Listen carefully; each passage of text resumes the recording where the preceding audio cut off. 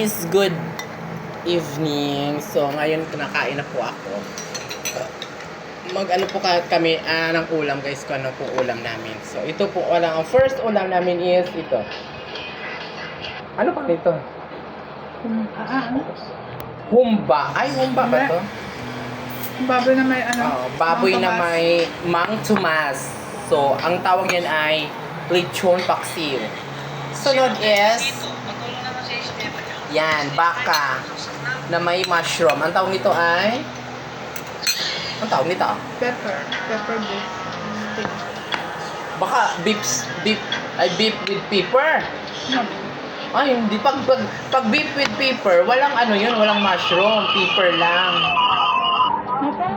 Ayun nga. Tapos ang third, magulat yan ang third na ulam.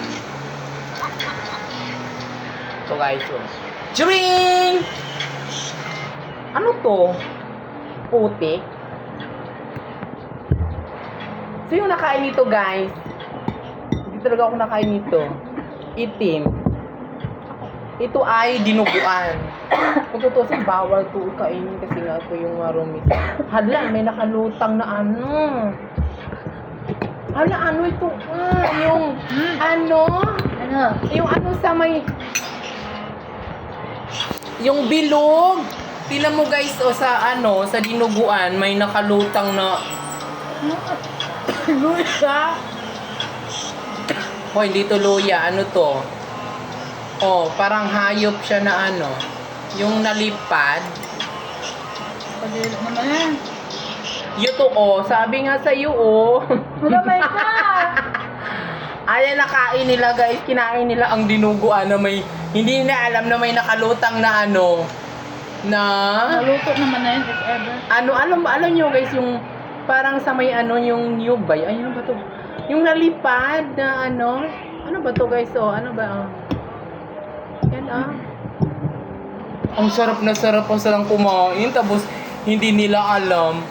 May nakalutang kasi magsingkulay lang sila. Kain pa mo ng dinuguan. Siguro itong aso nanghina. Siguro nakain niya to. Kain pa kayo ng dinuguan guys. Ito mangyayari pag... Kasi pinagbawal itong ganito Yun na po guys. Ang ulam namin for today. Pero hindi ako nakain doon sa dalawa. Ito lang po kinakain ko guys. Itong beef with mushroom. Diba? Saan ka ba? Saan pa ulam namin?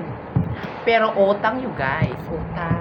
Diba? So siya, pang mayaman siya beef. With utang. So, yan lang po. Thank you.